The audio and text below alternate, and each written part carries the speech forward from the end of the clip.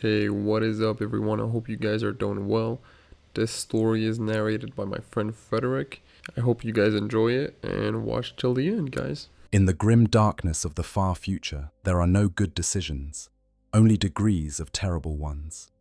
Among the countless horrors that populate the galaxy of the 41st millennium, few scenarios capture the desperate absurdity of human existence, quite like the phenomenon of imperial citizens attempting to keep Gretchin as pets, servants, or companions.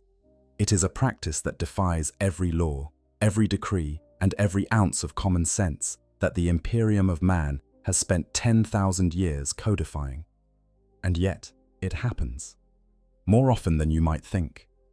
The very concept seems laughable at first. Gretchin, those diminutive green-skinned Xenos that scurry in the shadows of their larger orc masters, represent everything the Imperium teaches its citizens to despise. They are alien, they are filthy, they are treacherous, cowardly, and fundamentally incompatible with human civilization. Imperial doctrine is clear on this matter, as it is on all matters regarding Xenos. Suffer not the alien to live. The punishment for harboring Xenos is death, not just for the offender, but often for their entire family, their neighbors, sometimes their entire Hablok. The ecclesiarchy preaches that even touching a Xenos brings corruption to the soul. The Inquisition has burned entire cities for less.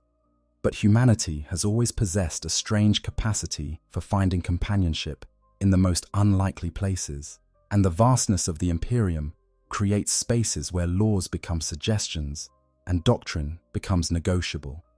On frontier worlds, where the nearest authority might be months or years away, in the holds of rogue trader vessels where Xenos artifacts and alien servants are tools of trade, in the trenches of endless wars where sanity becomes a precious commodity, humans and Gretchin sometimes find themselves in proximity, and sometimes, against all reason, they form bonds.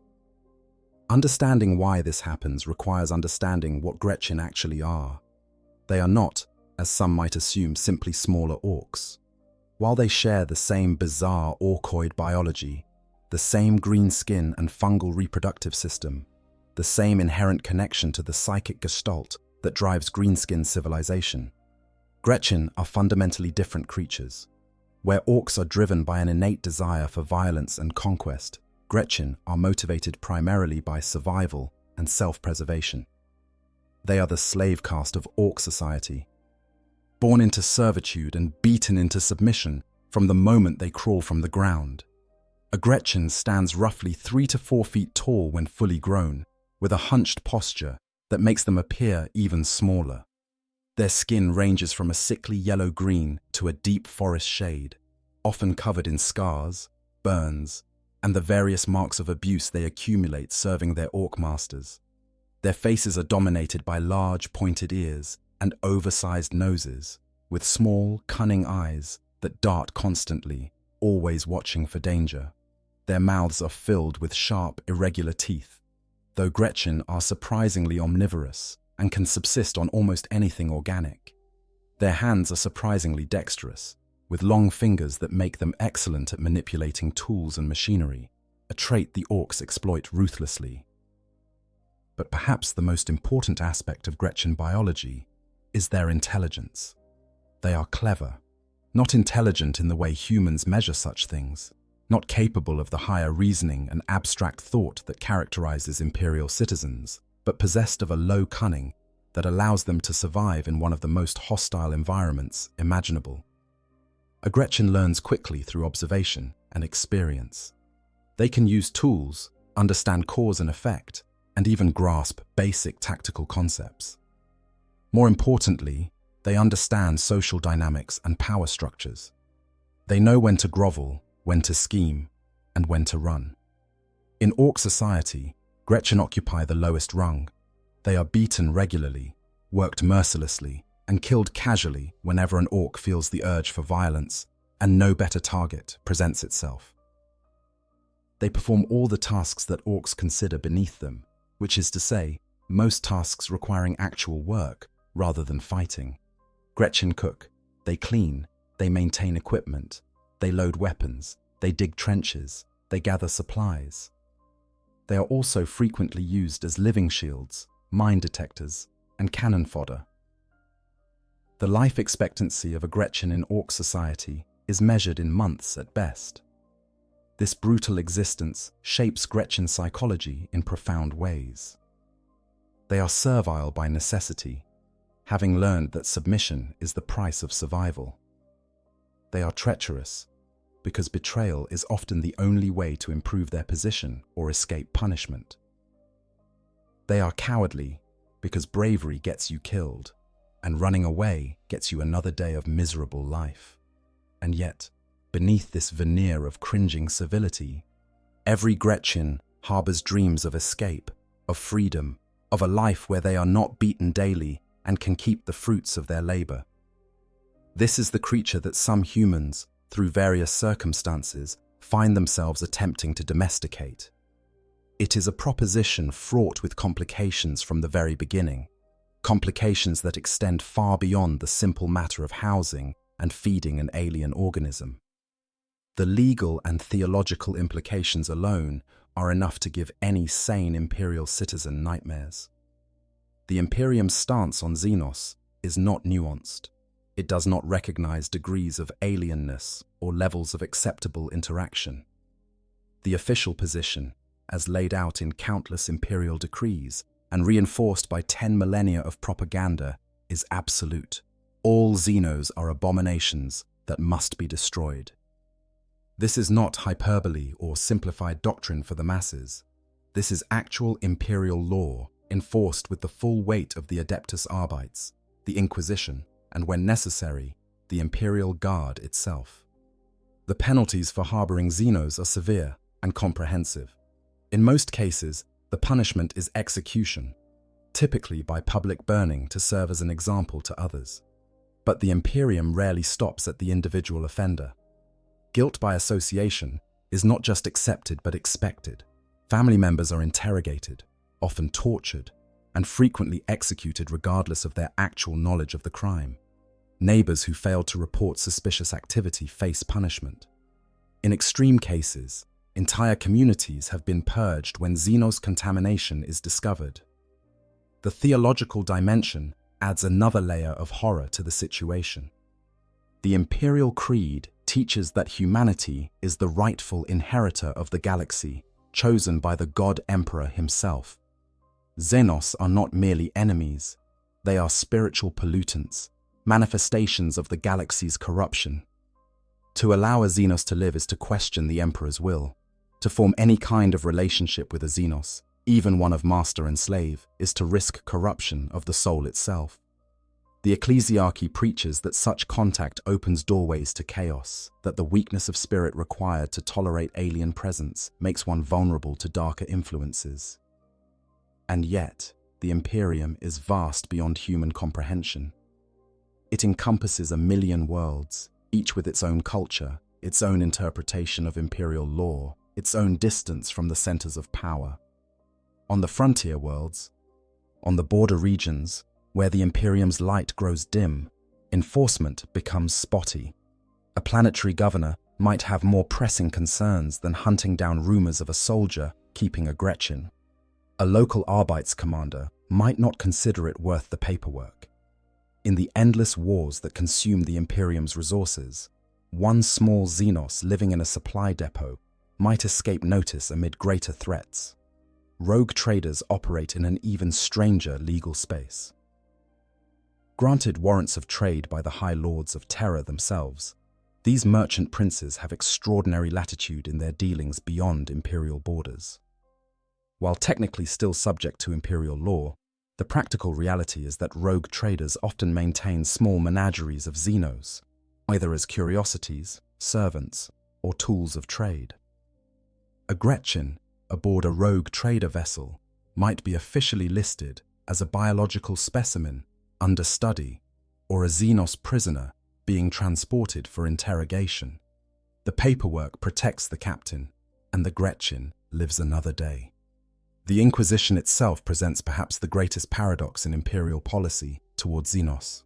While the Ordo Xenos exists specifically to hunt and destroy alien threats, Individual inquisitors often maintain relationships with Xenos informants, guides, and even occasional allies.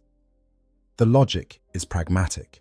To fight the alien, one must understand the alien, and understanding sometimes requires interaction. A radical inquisitor might justify keeping a Gretchin as a source of intelligence about orc behavior and culture. A Puritan might execute that same inquisitor for such thinking. But in the labyrinthine politics of the Inquisition, both positions can find justification in imperial doctrine. So, how does a human end up with a Gretchin in the first place? The circumstances vary widely across the vast expanse of imperial space, but certain patterns emerge from the scattered records and stories that survive. Understanding these origin points is crucial to comprehending the full scope of the phenomenon, because the initial acquisition often shapes the entire subsequent relationship and determines which ending the human-Gretchin pairing will eventually reach. Battlefield captures are perhaps the most common origin point, representing the majority of documented cases where the initial circumstances are known.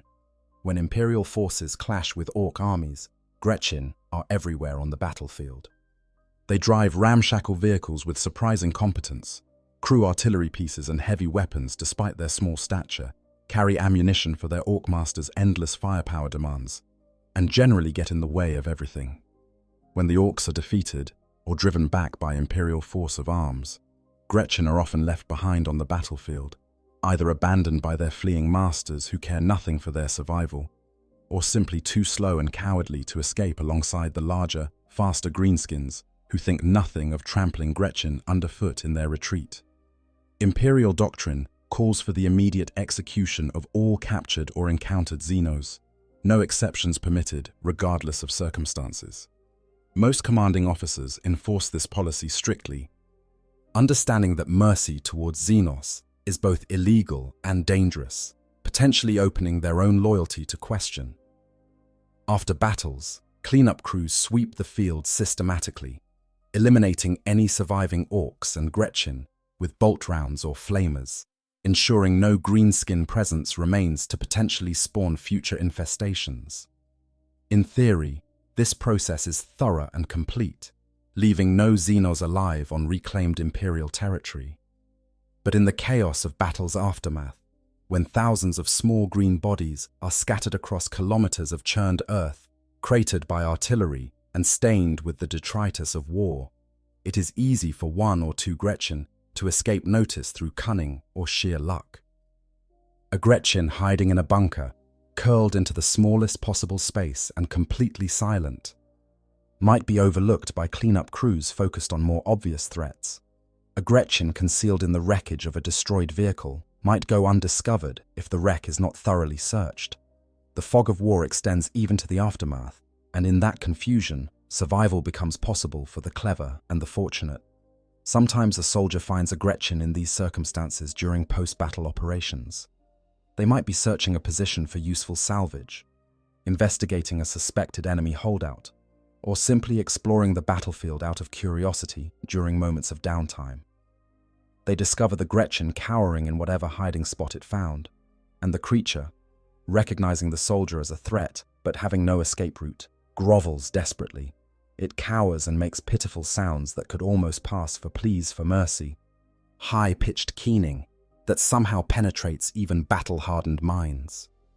The Gretchin's large eyes, genuinely fear-filled in these moments, create an expression that some humans find difficult to ignore, despite their training and indoctrination. Perhaps the soldier is young, a recent recruit not yet hardened by years of war and repeated exposure to Xenos threats. Perhaps they are simply curious about the enemy they have been fighting, having seen Orcs only at a distance through weapon sights and never interacted with greenskin species up close. Perhaps they are lonely, isolated from their comrades by personality or circumstance, desperate for any kind of companionship in the grinding misery of campaign life where human connection becomes increasingly difficult to maintain. Perhaps they are simply having a moment of weakness, fatigue and stress overwhelming their judgment and creating a brief window where normal inhibitions fail.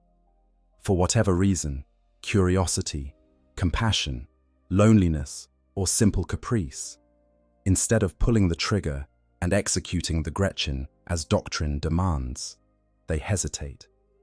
That hesitation is the crucial moment. They throw the Gretchin some food, perhaps rations they have tired of eating themselves, or scraps from a recent meal. They watch it eat with surprising delicacy for such a crude creature, the Gretchin's small hands manipulating the food with almost human-like precision. And then, instead of reporting it for execution as regulations require, they make the fateful decision to hide it, smuggling the creature back to their quarters, or concealing it in some unused space where it might survive unnoticed. Other times, the acquisition is more deliberate and calculated rather than impulsive. Rogue traders and their crews often view Gretchin as useful acquisitions during raids or trading expeditions. The creature's mechanical aptitude makes them valuable for maintaining the ancient and temperamental systems aboard void ships. Their small size allows them to access maintenance shafts and conduits that would be impossible for human serfs. Their expendability means they can be sent into dangerous situations without risking valuable human crew. A rogue trader might capture a dozen Gretchin during a raid on an orc settlement, then spend the voyage back to civilized space, observing which ones show the most promise for training. On frontier worlds, the circumstances can be even stranger.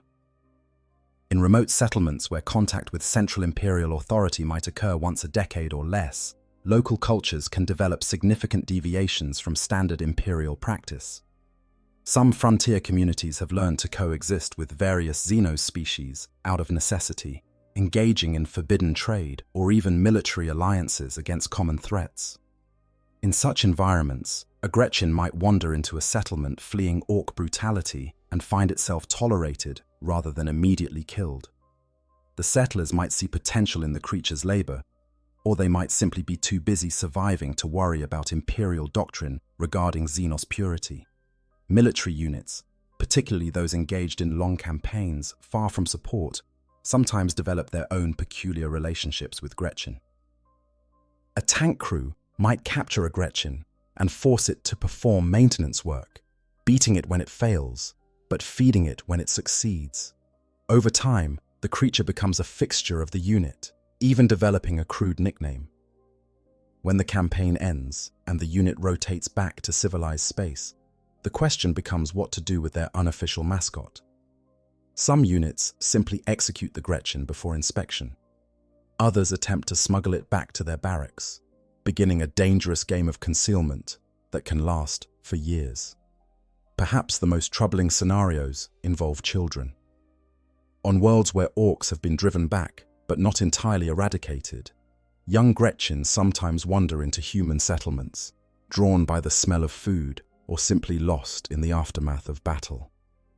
Children, with their innate capacity for empathy and their not yet fully indoctrinated minds, sometimes hide these creatures the way children throughout history have hidden stray animals from disapproving parents.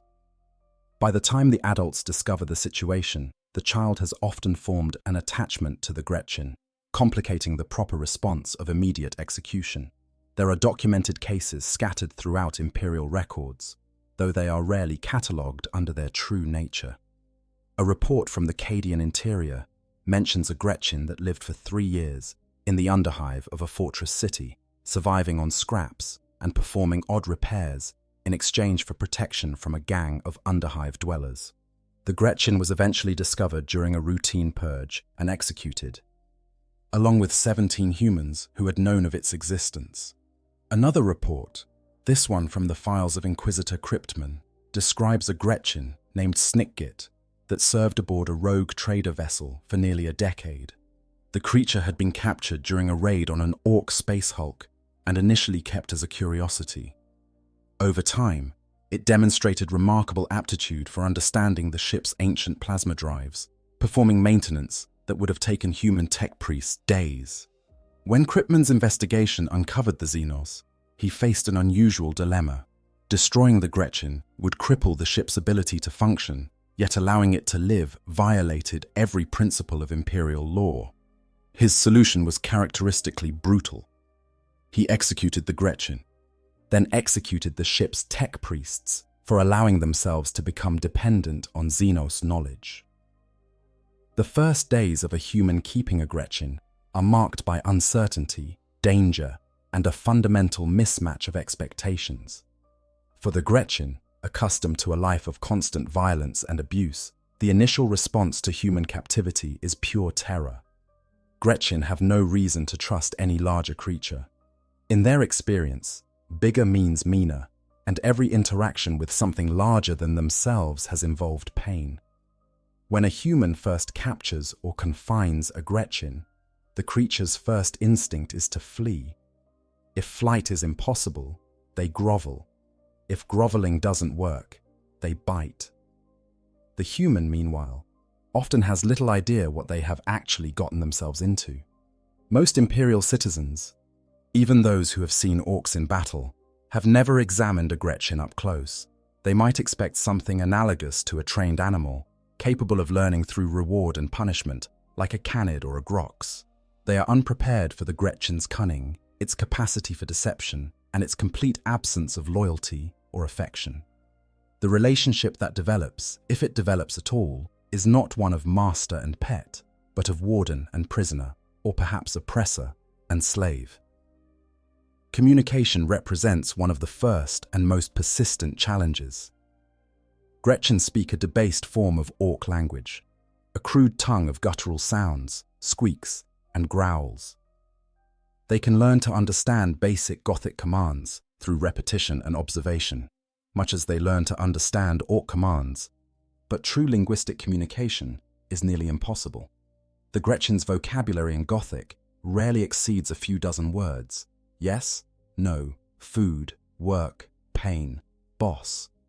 More complex concepts must be communicated through gesture, demonstration, and usually violence. Some Gretchin prove more linguistically adept than others. Older Gretchin, those who have survived years in orc service, often have larger vocabularies and better understanding of communication. They have learned that understanding orders correctly means avoiding beatings, and this motivation transfers to human captivity. But even the cleverest Gretchin sounds like a parody when attempting to speak Gothic.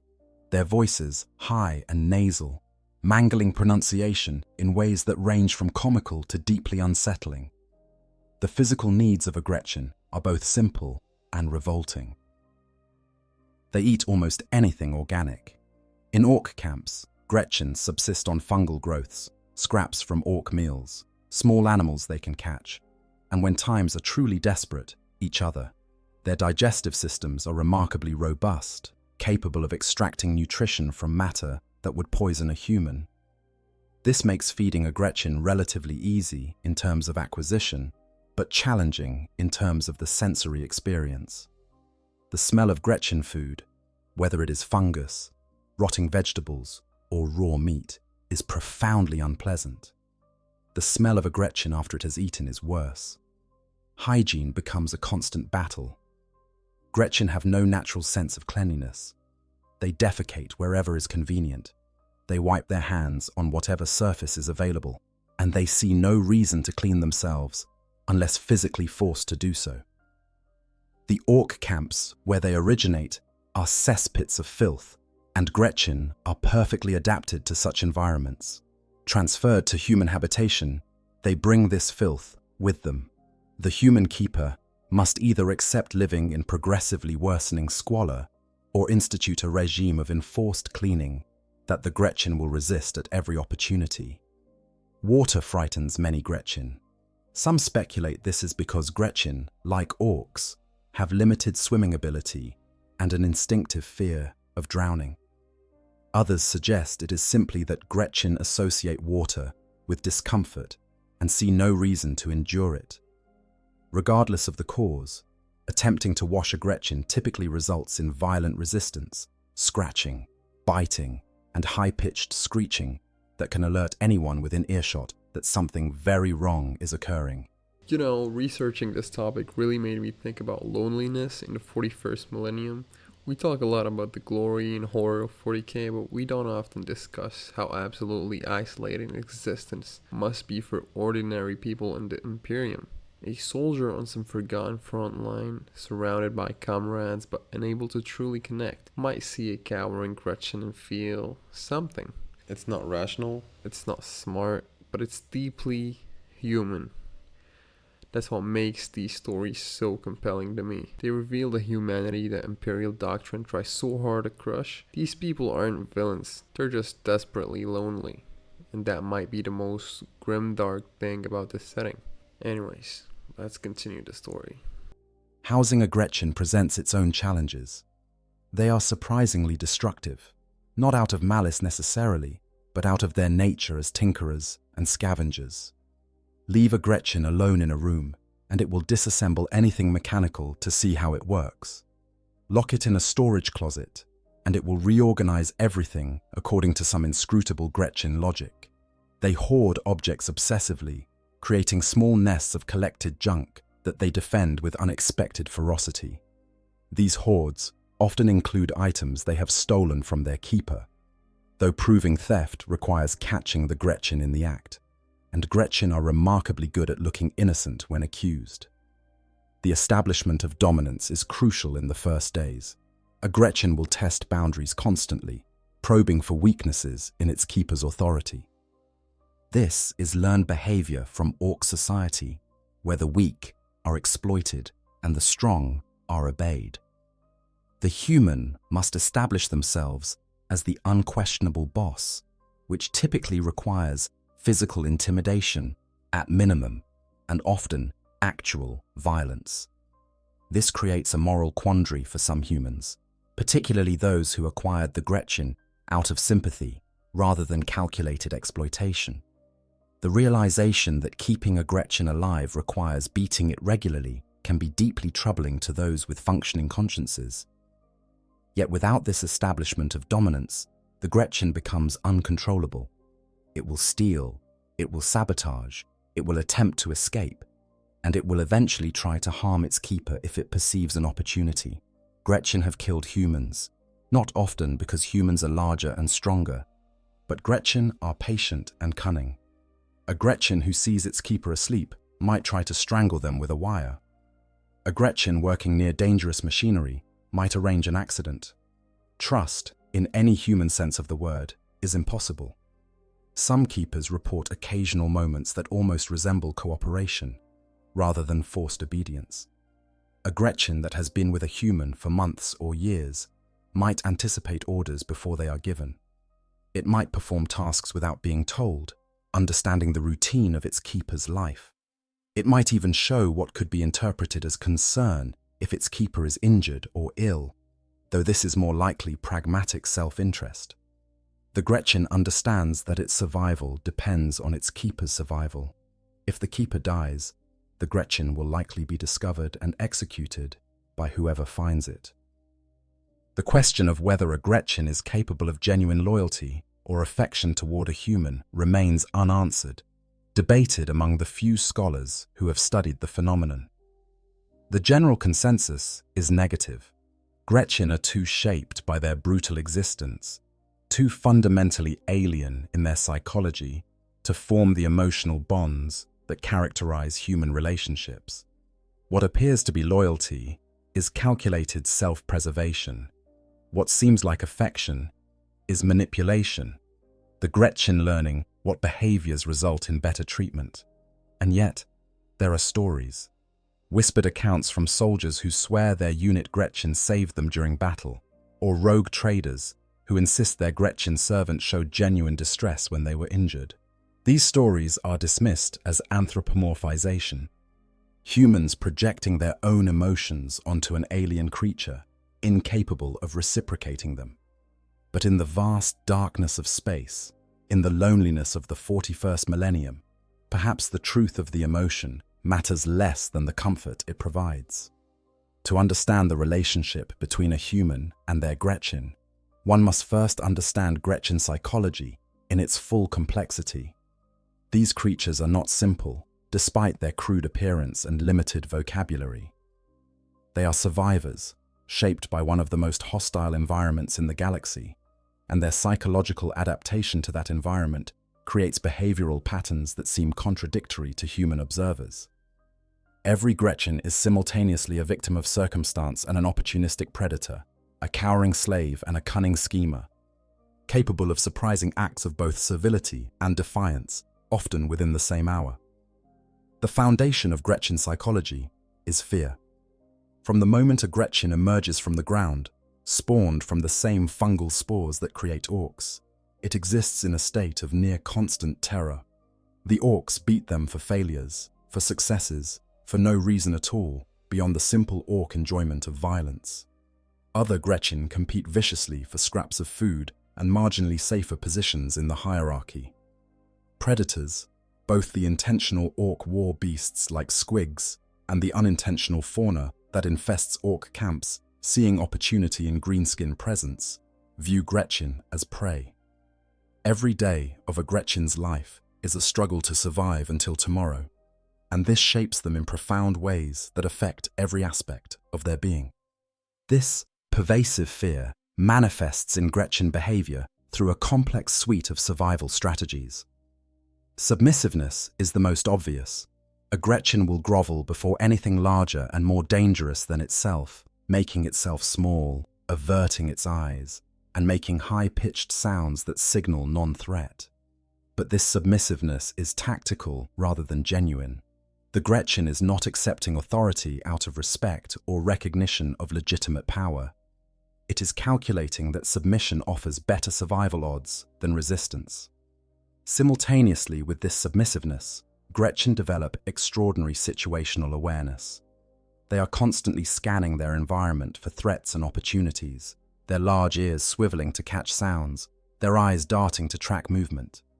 This hypervigilance would be exhausting for humans, but for Gretchin, it is simply normal existence. They notice details that humans miss, the subtle shift in a keeper's posture that might indicate anger, the faint smell that suggests food nearby, the change in ambient sound that could mean danger approaching. Fear makes Gretchin servile, but it also makes them cunning. They learn quickly that direct confrontation leads to death. Instead, they become masters of indirect action. A Gretchin cannot fight an orc, but it can sabotage the orc's weapon so it jams at a crucial moment. It cannot refuse an order, but it can fulfill the order in the most literally interpreted way that causes maximum inconvenience. It cannot escape punishment, but it can deflect blame onto another Gretchin. This cunning is instinctive, honed over generations of brutal selective pressure, where the stupid Gretchin die young, and only the clever survive long enough to spawn new spores that carry forward their genetic advantages. The Gretchin mind operates on shorter timescales than humans. Where a human might plan days or weeks ahead, a Gretchin typically thinks in terms of hours, or at most a single day. This is not intellectual limitation, but practical adaptation. In orc society, long-term planning is pointless because circumstances change too rapidly and violently. A Gretchin that spends energy worrying about next week might not survive today. However, this short-term focus does not mean Gretchin cannot pursue longer objectives. They can and do engage in patient scheming when circumstances permit, but their planning is incremental, built from a series of short-term goals rather than a comprehensive long-term strategy. Intelligence in Gretchin is a controversial topic among Imperial scholars. By human standards, Gretchin are not intelligent. They cannot grasp abstract concepts. They have minimal capacity for long-term planning, and their understanding of technology is entirely practical rather than theoretical. They know that pressing a certain button makes a machine work, but they have no understanding of why. However, within their limits, Gretchin demonstrate remarkable problem-solving ability. Give a Gretchin a mechanical problem, and it will tinker until it finds a solution. The solution might not be elegant or efficient, but it will work. This practical intelligence makes Gretchin valuable to humans who can overlook the moral and legal implications of using them. A Gretchin can be taught to load and maintain weapons with surprising proficiency. They can operate simple vehicles, though their small size limits what they can drive. Their dexterous fingers make them excellent at detailed mechanical work. Many of the documented cases of humans keeping Gretchin involve situations where the Gretchin's technical skills became genuinely useful, creating a practical justification that overrode moral concerns. The social behavior of Gretchin is defined by hierarchies and power dynamics. In Orc society, every Gretchin knows their place in the pecking order, and this order is reinforced through constant small acts of dominance and submission. Stronger Gretchin bully weaker ones. Smarter Gretchin manipulate others into taking risks or punishments on their behalf. The truly ambitious Gretchin scheme to advance their position, though such ambition rarely leads anywhere but early death. When removed from Orc society and placed in human custody, Gretchin transfer these social behaviors to their new environment. They instinctively place the human at the top of the hierarchy because the human is larger, stronger, and controls resources. But they also probe constantly for opportunities to improve their position. If left alone with other humans, a Gretchin will quickly assess who is the weakest and begin stealing from them. If multiple Gretchin are kept together, they will immediately establish their own hierarchy through violence and intimidation. The question of Gretchin emotions is deeply troubling for those humans who keep them. Do Gretchin feel pain? Certainly, they react to physical damage with every indication of suffering. Do they feel fear? Obviously, they flee from danger and cower before threats. But do they feel more complex emotions? Can a Gretchin experience joy, sadness, or compassion? The evidence suggests a limited emotional range. Gretchin show excitement when given food, something approaching satisfaction when they successfully complete a mechanical task, and clear anger when frustrated. But there is no evidence of emotions that require empathy or social bonding. Gretchin do not mourn their dead. They do not form friendships in any recognizable sense. They do not show gratitude for kindness, only expectation of continued favorable treatment. This emotional limitation makes them fundamentally alien to human keepers. A human might feed a Gretchin well, provide it comfortable shelter, and refrain from beating it unnecessarily, all in hope of earning the creature's loyalty, or at least its cooperation. The Gretchin accepts these benefits without gratitude, viewing them as resources to be exploited rather than gifts to be appreciated. The moment a better opportunity presents itself, the Gretchin will betray its keeper without hesitation or remorse. Yet there are documented behavioral changes in Gretchin kept by humans for extended periods. They become more predictable, more responsive to their keepers' routines. Some develop what could be called preferences, favoring certain foods or showing reluctance to enter certain areas. Whether this represents actual emotional development or simply learned behavioral conditioning remains debated. The truth likely varies by individual Gretchin, as they show as much individual variation in personality as any species. Treachery is not an occasional trait in Gretchin, but a fundamental aspect of their nature. In Orc society, betrayal is not morally condemned, but simply understood as part of the natural order. A Gretchin who can get away with shirking work will do so. A Gretchin who can steal from another Gretchin without being caught will absolutely take that opportunity. A Gretchin who can escape slavery by running away or killing their master will attempt it if they judge the odds favorably. This creates a perpetual state of tension for humans keeping Gretchin. The human must remain constantly vigilant, never allowing the Gretchin opportunities for harmful action. Weapons must be locked away. Dangerous machinery must be supervised. The Gretchin must never be left alone in a position where it could sabotage critical systems or harm vulnerable humans. The mental burden of this constant supervision is exhausting, and many humans who attempt to keep Gretchin eventually tire of the effort and either execute the creature or arrange its escape. The Gretchin, for its part, views this supervision as a challenge to be overcome. Every day is a test of cunning, looking for the one moment of inattention, the one oversight in security, the one opportunity to achieve whatever goal it has set for itself. That goal might be escape, or theft, or simple mischief. The Gretchin might spend weeks behaving perfectly, lulling its keeper into complacency, all while waiting for the right moment to act. Some humans attempt to win their Gretchin's loyalty through exceptional kindness, treating the creature better than any orc ever would. They provide abundant food, comfortable quarters, minimal discipline. The Gretchin accepts these benefits readily, even appearing to respond positively. But the fundamental nature does not change. Given the opportunity, the Gretchin will still betray its keeper, not out of malice, but simply because that is what Gretchin do. The concept of loyalty in exchange for kind treatment is too human, too abstract for the Gretchin mind to grasp. Daily life with a Gretchin is a bizarre mixture of mundane routine and constant crisis management. For those humans who successfully navigate the initial period of captivity and establish a working relationship with their Gretchin, a strange pattern emerges that is neither master and pet, nor employer and servant, but something uniquely dysfunctional.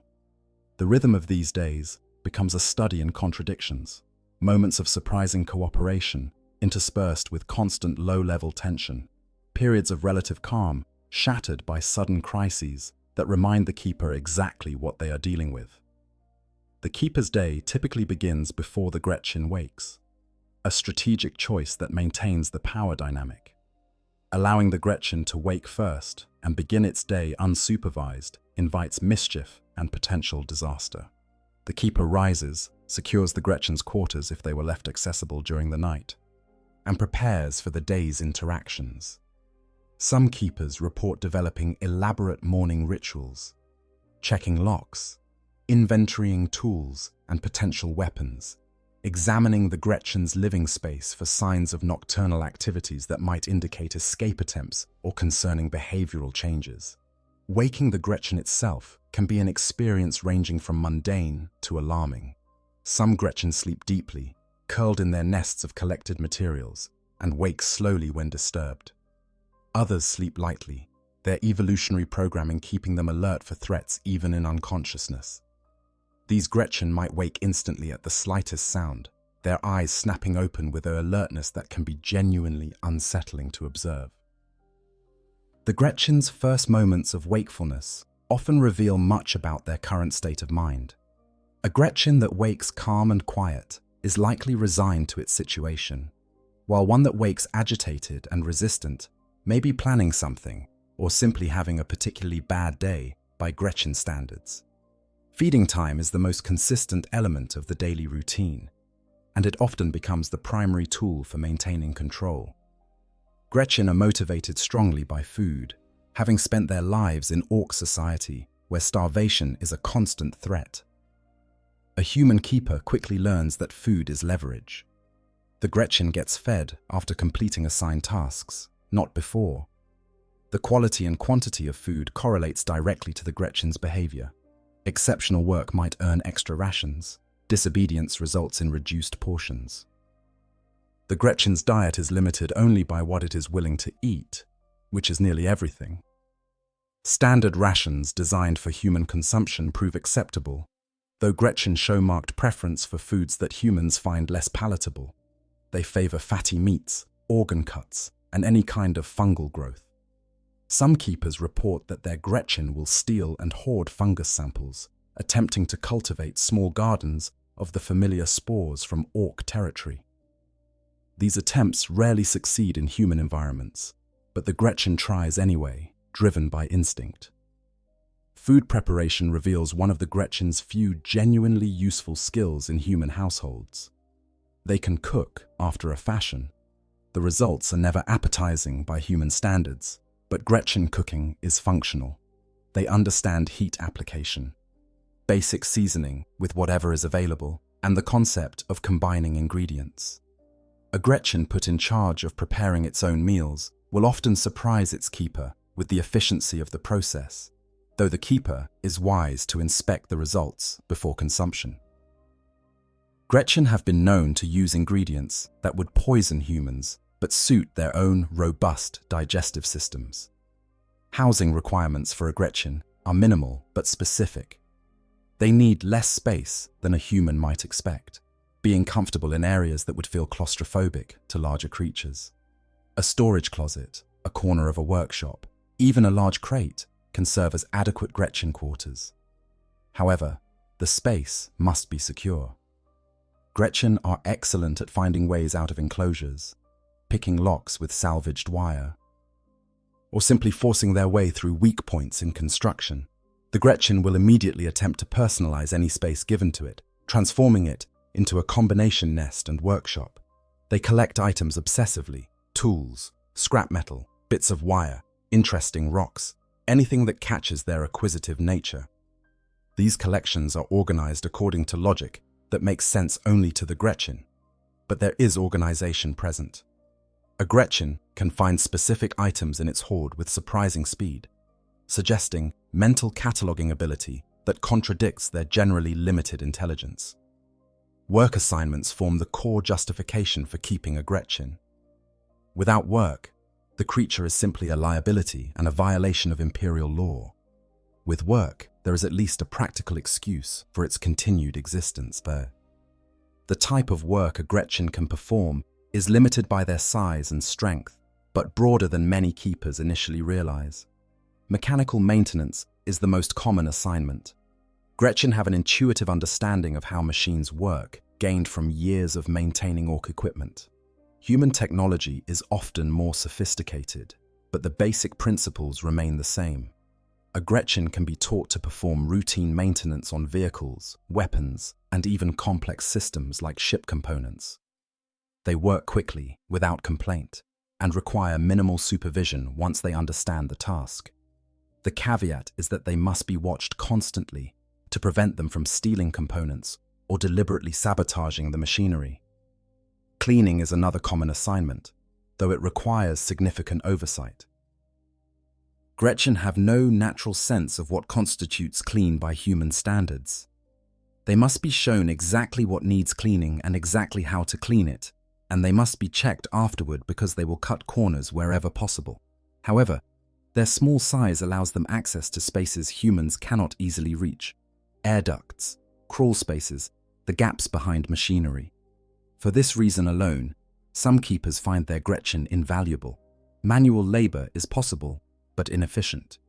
A Gretchin is stronger than a human child, but weaker than an adult. They can carry loads, dig holes, and perform basic construction work, but a human worker would accomplish the same tasks in a fraction of the time. Where Gretchin excel is in tedious, repetitive tasks that would bore a human: sorting components, counting inventory, basic assembly work. These are tasks a Gretchin can perform for hours without the mental fatigue that affects human workers. Tool use is instinctive for Gretchin. In Orc society, Gretchin are the primary users of tools, while Orcs prefer to solve problems with brute force. A Gretchin given a set of tools will immediately begin experimenting, figuring out what each tool does and how it can be applied. They show particular aptitude for anything mechanical: wrenches, screwdrivers, cutting implements. Some keepers report that their Gretchin can perform repairs the keeper themselves could not accomplish, though this raises uncomfortable questions about the wisdom of becoming dependent on Xenos skills.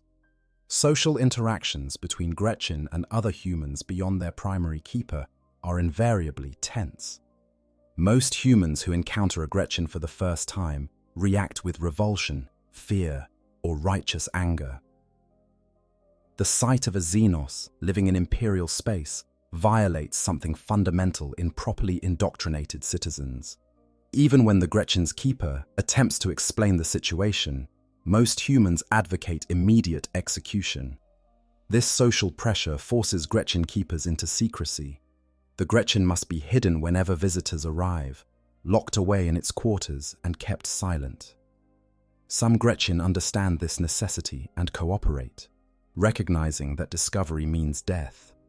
Others must be restrained or even drugged to prevent them from making noise at inopportune moments.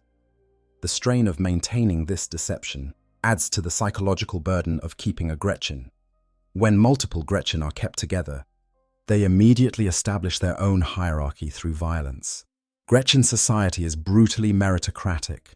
The strongest and most cunning rise to dominance. The weak are exploited. Human keepers who attempt to keep multiple Gretchin often report constant fighting, theft between the creatures, and the gradual emergence of one dominant Gretchin who bullies the others. Separating them into individual quarters reduces conflict but increases the overhead of managing multiple Xenos. Entertainment and downtime reveal some of the more surprising aspects of Gretchin behavior. When not working or sleeping, Gretchin engage in activities that could almost be called play. They tinker with objects, building crude constructions from scrap. They make noise, using salvaged materials to create percussive instruments that they bang on with unsettling enthusiasm.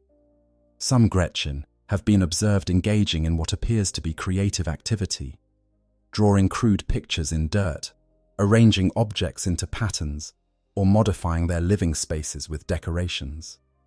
Whether these activities represent genuine aesthetic appreciation or simply instinctive behaviors is unclear. Gretchin in orc camps engage in similar activities during rare moments of leisure, suggesting cultural transmission of these behaviors through observation and imitation. What is clear is that Gretchin deprived of any mental stimulation become more difficult to manage, exhibiting increased aggression and destructive behavior.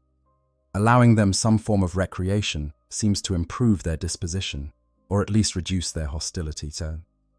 Communication between human and Gretchin never becomes truly fluid, but patterns emerge over time. The Gretchin learns more Gothic words, expanding its vocabulary to include specific tools, locations, and commands relevant to its work. The human learns to interpret Gretchin sounds and gestures, understanding when the Gretchin is confused, frightened, or attempting to communicate something important. This rudimentary communication allows for more complex work assignments and reduces the frequency of misunderstandings that lead to discipline. Some Gretchin develop distinctive vocalizations that their keepers interpret as names for specific objects or people. A Gretchin might consistently make a particular sound when referring to its keeper, a different sound for food, another for danger. Whether these sounds represent actual language development or simply learned associations is debated, but they serve functional purposes in daily interaction. The rhythm of daily life with a Gretchin becomes almost normal for those who persist long enough. Wake up, feed the Gretchin, assign it work, monitor its progress, feed it again, secure it for the night. Days blend into weeks, weeks into months. The keeper grows accustomed to the Gretchin's presence, to its smell and its sounds and its peculiar habits. The Gretchin grows accustomed to its keeper's routines, anticipating commands and adapting to expectations. It is not a healthy relationship by any standard, but it functions after a fashion. Yet beneath this veneer of routine, danger lurks constantly. The Gretchin remains a Xenos, fundamentally alien and fundamentally untrustworthy. The keeper remains in violation of Imperial law, risking death with every day the deception continues. And eventually, inevitably, the situation deteriorates, either through discovery, betrayal, or simple collapse of the unsustainable arrangement. The relationship between human and Gretchin always ends badly. The dangers of keeping a Gretchin extend far beyond the legal and theological consequences. These creatures are not merely illegal to possess, they are actively hazardous to the humans who keep them. The risks manifest across multiple dimensions: biological, physical, psychological, and spiritual. Many humans who begin the process of keeping a Gretchin with confidence in their ability to manage the situation find themselves unprepared for the cascade of threats that emerge. The danger is not singular, but compound, with each risk amplifying the others until the keeper finds themselves trapped in a situation far more perilous than they ever anticipated. Biological hazards are the most immediate and tangible danger. Gretchin are walking disease vectors, having evolved in the filthy conditions of orc camps where sanitation is non-existent and where creatures routinely live in close proximity to to decay and waste. Their bodies harbor bacteria, fungi, and parasites that can transfer to humans through contact. The Gretchin themselves show remarkable immunity to these pathogens, their robust orcoid biology protecting them from infections that would kill a human within days. This biological resilience is part of what makes orcoids such persistent threats across the galaxy, but it also makes them dangerous to be near for extended periods. The fungal element of Gretchin biology deserves particular attention. Gretchin, like all orcoids, are fundamentally fungal organisms despite their animalistic appearance. They shed spores constantly, releasing them into the air with every movement, every breath, every moment of their existence. These spores are how orcoids reproduce, but they also represent a significant biological hazard to other species. Humans exposed to high concentrations of these spores can develop severe allergic reactions, respiratory distress, and in extreme cases, opportunistic fungal infections that colonize human tissue. The most common ailment reported by Gretchin keepers is a skin condition called green rot by those who have experienced it. Contact with Gretchin's skin or fluids results in a rash that spreads rapidly across human flesh, causing intense itching and eventual weeping sores. Left untreated, the infection can spread to deeper tissues. Treatment requires aggressive antibiotics and thorough cleaning of affected areas, and even then, some victims carry the scars for life. The condition is particularly dangerous because its xenos origin makes it difficult to explain to medical personnel without admitting to xenos contact. Respiratory infections are equally common. Gretchin carry fungal spores in their lungs and skin, remnants of the orcoid reproductive cycle that creates new greenskins from scattered spores. Humans who breathe these spores often develop severe respiratory reactions, coughing, difficulty breathing, and in extreme cases, fungal growth in the lungs themselves. These infections are frequently fatal without medical intervention, and the treatment often involves questions about how the patient was exposed to orcoid spores. Beyond disease, Gretchin pose direct physical threats. They are not harmless despite their small size. Gretchin teeth are sharp and numerous, capable of inflicting serious wounds. Their bites frequently become infected, the bacteria from their mouths introducing additional complications to the injury. Gretchin scratches are equally problematic, their nails carrying the same infectious material that coats their skin. More concerning are deliberate attacks.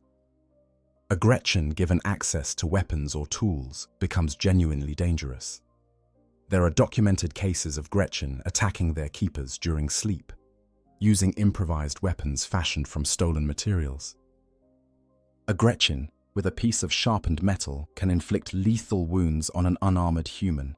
Their small size makes them difficult to fight off in confined spaces, and their desperation gives them strength beyond their physical capacity. Sabotage represents a subtler, but potentially more lethal threat. A Gretchin working on mechanical systems can arrange accidents that appear coincidental, a loosened bolt that causes catastrophic failure, a rewired connection that creates electrical hazards, a deliberately damaged component that fails at a critical moment. If the sabotage is successful, the Gretchin's keeper might die in what appears to be an unfortunate mishap, allowing the Gretchin to escape in the confusion that follows. The psychological burden of keeping a Gretchin manifests in ways keepers often fail to anticipate. The constant vigilance required to maintain control is mentally exhausting. Every moment the keeper must consider what the Gretchin might do if given the opportunity. They cannot relax in their own quarters. They cannot trust the Gretchin with unsupervised work. They must maintain the deception against all other humans, while simultaneously defending against potential betrayal by the Gretchin itself. Paranoia becomes inevitable. The keeper begins to see threats everywhere.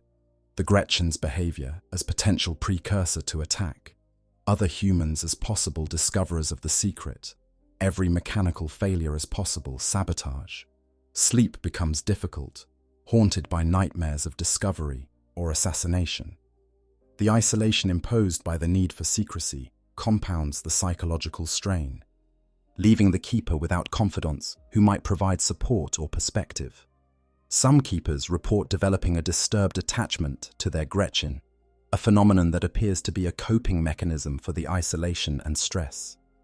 Unable to form normal human relationships due to their secret, they begin to project emotions onto the Gretchin that the creature does not possess. They convince themselves that the Gretchin is loyal, that it appreciates their kindness, that a genuine bond has formed. This delusion makes them vulnerable to betrayal and prevents them from taking necessary precautions. The presence of a Gretchin can also attract orcs, though the mechanism is not fully understood. Some theorize that Gretchin emit pheromones or psychic signatures that other greenskins can detect across vast distances. Others suggest that escaped Gretchin actively seek out orc forces to rejoin their kind. Regardless of the cause, there are numerous reports of orc raiders appearing in areas where Gretchin have been kept by humans, leading to speculation that the Gretchin's presence somehow calls to them. If orcs discover a human settlement harboring Gretchin, the results are catastrophic. The orcs view Gretchin as property, and they respond to Gretchin theft the way any species might respond to the stealing of slaves. But their response is magnified by the orc love of violence and the opportunity for a good fight. An orc raiding party might destroy an entire settlement to recover a single Gretchin, not because the Gretchin is valuable, but because the violence is enjoyable. The spiritual dangers of Gretchin keeping trouble those humans with strong faith in the imperial creed. The ecclesiarchy teaches that Xenos' presence corrupts the soul, creating spiritual weakness that chaos can exploit.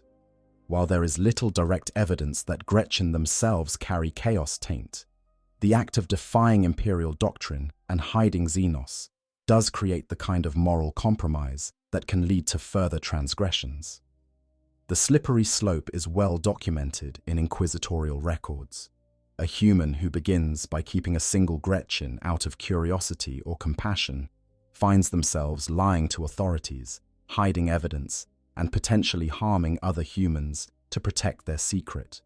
Each compromise makes the next easier.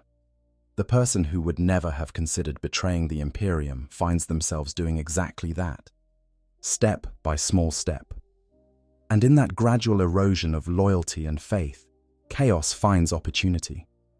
Gretchin themselves are not particularly vulnerable to chaos corruption, lacking the psychological complexity and spiritual depth that chaos typically exploits.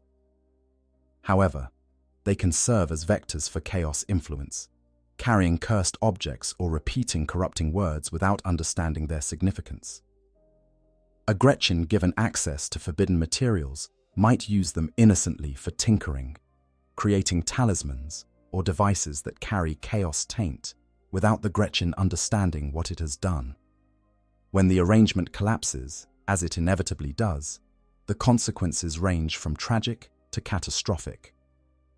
The Gretchin might be discovered by authorities, leading to the keeper's execution and potential purges of anyone connected to them. The Gretchin might betray its keeper, escaping after committing sabotage or violence. The Gretchin might die from disease, malnutrition, or the delayed effects of injuries sustained in orc society, leaving the keeper to dispose of a Xenos corpse without raising suspicion. In rare cases, the Gretchin might simply be set free, the keeper finally acknowledging the impossibility of the situation. But freeing a Gretchin creates its own problems. The creature knows Imperial secrets, understands human routines and weaknesses, and might share this information if recaptured by orcs. The freed Gretchin might survive in the wild, potentially reproducing and creating a local Gretchin population that could attract orc attention. The ethical questions alone are troubling.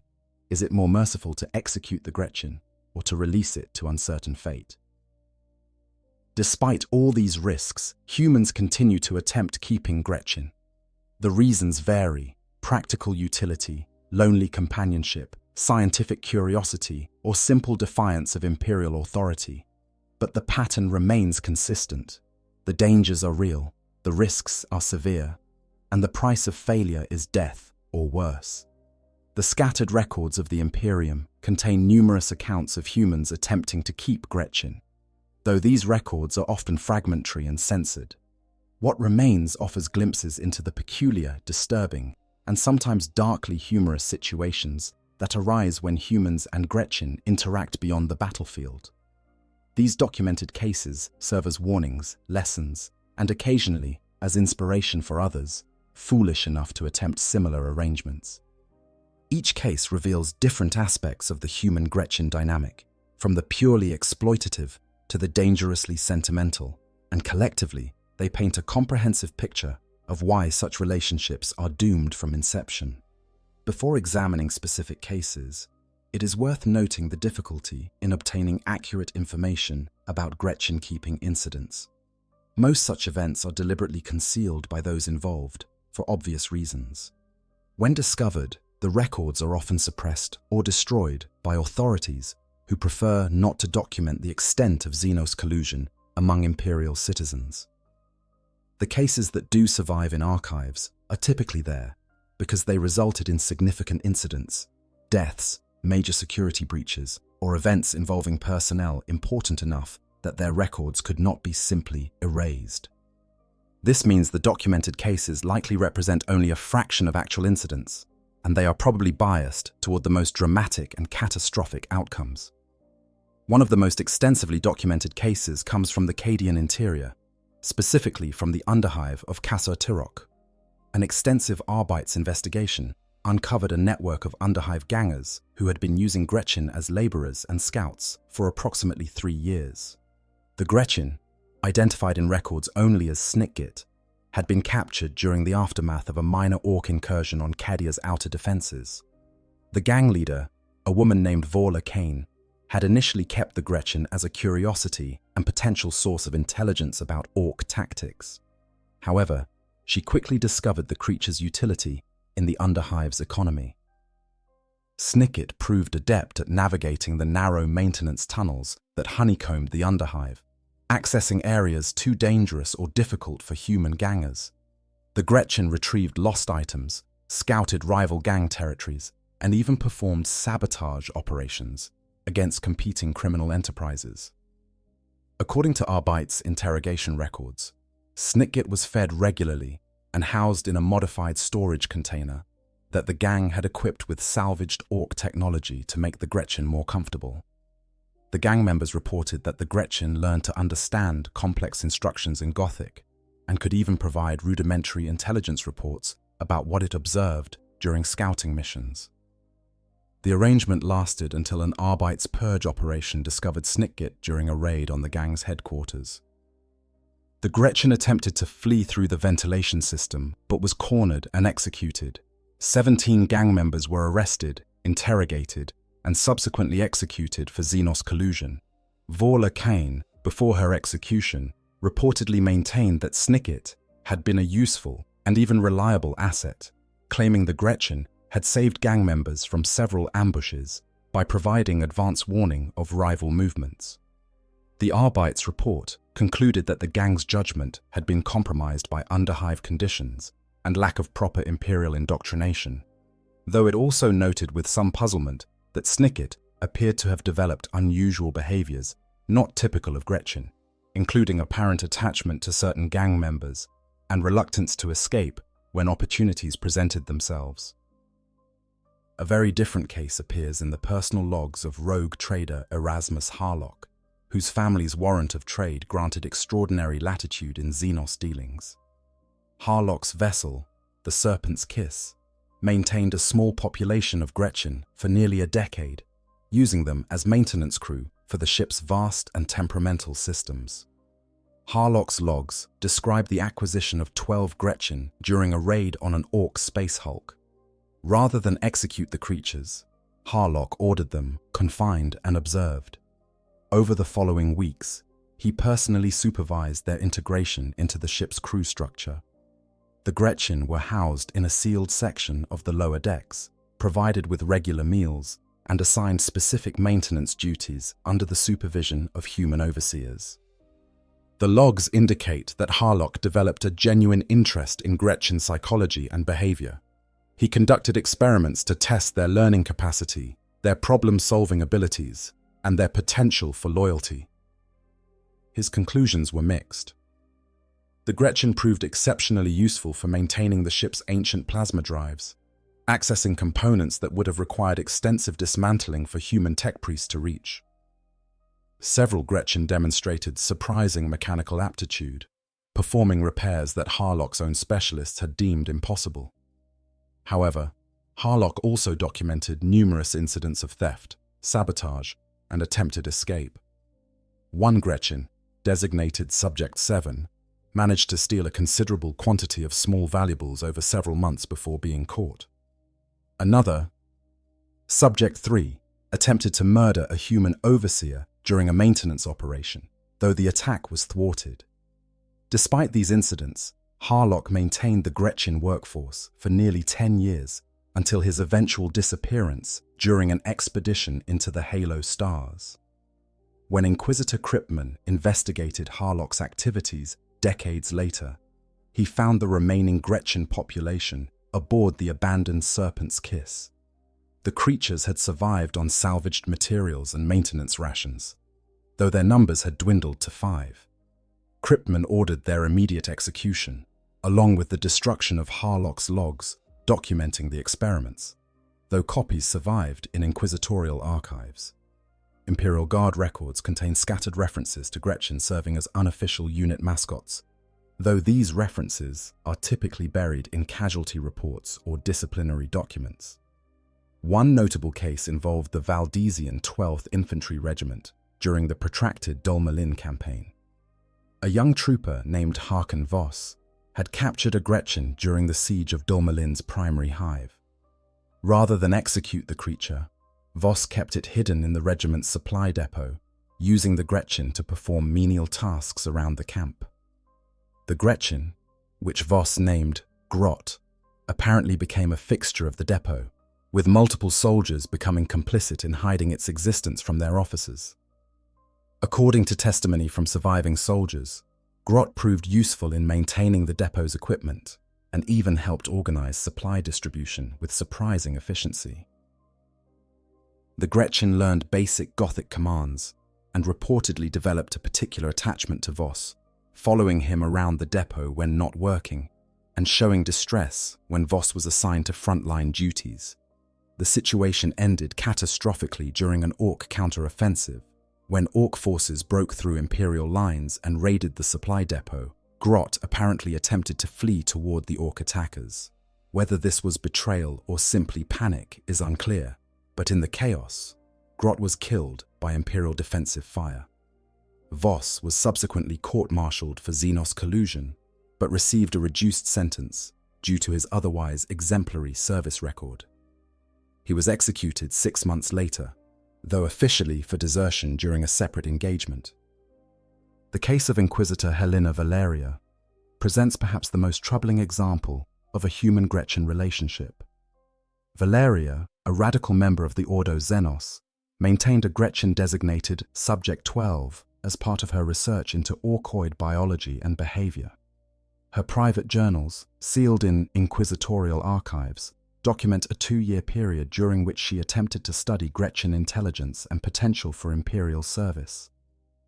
Valeria's methodology involved treating Subject 12 with exceptional kindness, providing abundant food, comfortable quarters, and minimal discipline.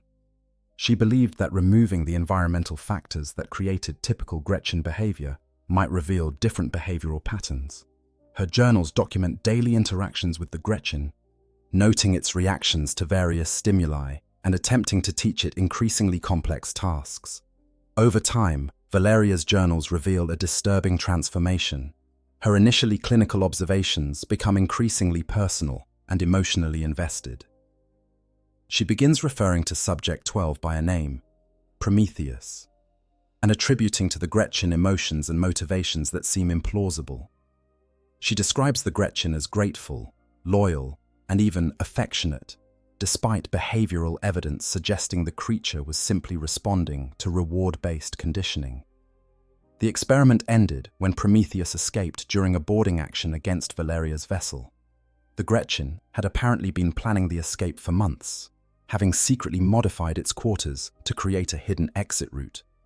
Upon escape, Prometheus immediately sabotaged several ship systems and attempted to kill Valeria while she slept, failing only because her bodyguard intervened. Valeria's journals end abruptly after this incident. Her subsequent reports to the Inquisition make no mention of the Gretchin experiment, and her colleagues noted a significant change in her demeanor. She became notably more Puritan in her approach to Xenos, advocating for extreme measures against alien populations. Some speculate that the betrayal by Prometheus fundamentally altered her worldview, though Valeria herself never discussed the matter. Another case from the Merchant Marine archives describes an incident aboard the bulk freighter Endless Bounty. The ship's chief engineer, a woman named Marta Krell, discovered a Gretchin hiding in the ship's cargo hold during a journey through the Segmentum Obscurus. Rather than reporting it, Krell confined the creature in an unused storage compartment and began using it as an assistant for maintaining the ship's ancient and temperamental plasma drive. Krell's personal logs, recovered after the incident, reveal her reasoning. The Endless Bounty operated with a skeleton crew, chronically understaffed and overworked. The Gretchin, which she never named, proved capable of accessing maintenance areas too small or dangerous for human crew. It could withstand radiation levels that would require extensive protective gear for humans, and it showed surprising aptitude for understanding the drive's quirks. For nearly 8 months, Krell's arrangement worked efficiently. The Gretchin performed dangerous maintenance tasks, Krell provided food and basic shelter, and the ship's plasma drive ran more smoothly than it had in decades.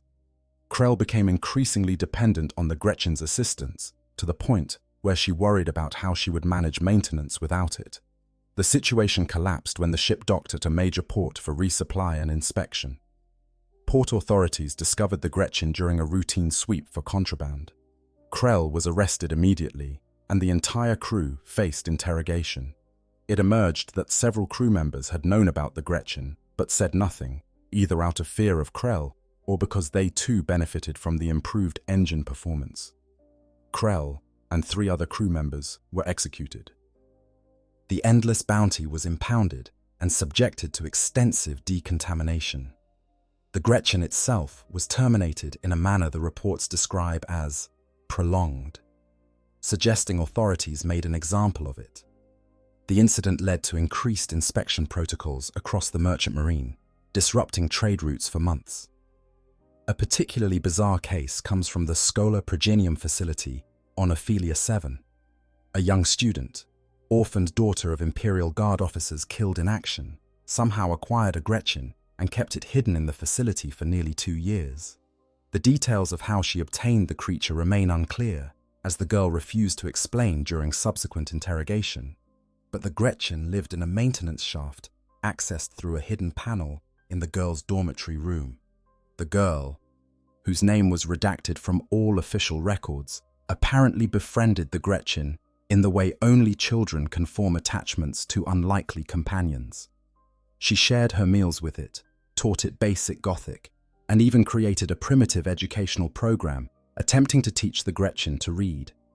The Gretchin, for its part, seemed to respond to this attention, performing small tasks for the girl and showing what observers later described as apparent affection, though they noted this assessment might have been colored by the tragic nature of the case. The discovery occurred when a maintenance inspection of the dormitory level detected anomalous heat signatures. When authorities investigated, they found the Gretchin living in a remarkably elaborate space the girl had constructed over months of secret work. She had stolen materials from workshops, food from kitchens, and even books from the facility's library, creating a small chamber where the Gretchin lived in relative comfort. The Scholar authorities faced an unprecedented dilemma. The girl was only 13 years old, orphaned by the Imperium's wars, and showed every sign of becoming an exceptional Imperial servant before this incident. She was intelligent, dedicated, and possessed unusual empathy that could have made her valuable in diplomatic or administrative roles. Yet she had committed Xenos collusion, an absolute crime regardless of age or circumstances. The ultimate decision came from the facility's confessor, who ruled that the girl had been corrupted by grief and loneliness into making terrible choices. Rather than execution, she was subjected to extensive re-education and penitent service. The Gretchin was executed in her presence, ostensibly to drive home the lesson about Xenos. The girl's subsequent fate is not recorded, but the incident led to significant changes in Schola Progenium protocols regarding student monitoring and psychological support.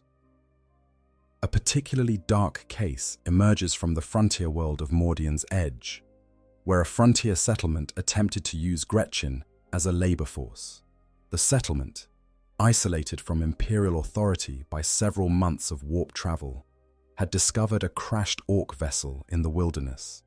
Rather than report the crash to authorities, the settlement's leaders decided to capture and enslave any surviving Gretchin.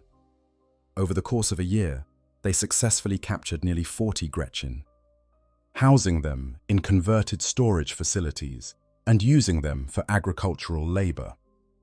The settlement's records, recovered after its eventual destruction, indicate that the Gretchin worked efficiently under close supervision and proved surprisingly useful in clearing wilderness and establishing new farmland. However, the Gretchin were planning rebellion. Using stolen materials, they had been constructing crude weapons and coordinating their activities without their human overseers realizing the extent of their communication. The rebellion occurred during the settlement's harvest festival, when most humans were gathered in the central square and security was relaxed. The Gretchin attacked en masse, using improvised weapons and overwhelming numbers. The battle was brief but brutal. 13 settlers were killed before the human survivors rallied and fought back. The Gretchin were eventually defeated, with only 3 surviving to be executed afterward.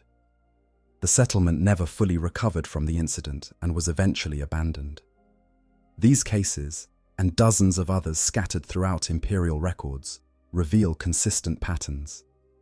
Gretchin prove more useful and adaptable than Imperial doctrine suggests. They can learn, they can work, and they can even appear to form relationships with humans. But they remain fundamentally untrustworthy, and the relationships always end badly. Whether through betrayal, discovery, or simple deterioration of the arrangement, the outcome is death, disgrace, or both. The endings of human Gretchin relationships follow disturbingly predictable patterns, though the specific circumstances vary. After weeks, months, or occasionally years of coexistence, the arrangement collapses. The collapse might be sudden and violent, or slow and inevitable, but it always comes. Understanding these endings reveals the fundamental impossibility of maintaining such relationships in the Imperium's brutal reality. Discovery by Imperial authorities is perhaps the most common ending, accounting for the vast majority of documented Gretchin-keeping cases. Despite the keeper's best efforts at concealment, Gretchin are difficult to hide completely over extended periods. They smell distinctly alien, a musky odor mixed with fungal notes that no amount of cleaning can fully eliminate, and that grows more noticeable the longer the Gretchin remains in human habitation. They make noise at unpredictable times, their high-pitched vocalizations and mechanical tinkering creating sounds that observant neighbors might notice and report. They require resources that must be obtained somehow: food, water, materials for their constant tinkering and nest building. Each acquisition represents a potential point of discovery, a transaction that might raise questions or attract unwanted attention from those trained to notice anomalies in civilian behavior. The discovery often comes from unexpected sources and through unpredictable mechanisms. A routine inspection by local authorities, perhaps investigating an unrelated matter entirely, uncovers evidence of Xenos' presence through trace biological scans or visual identification.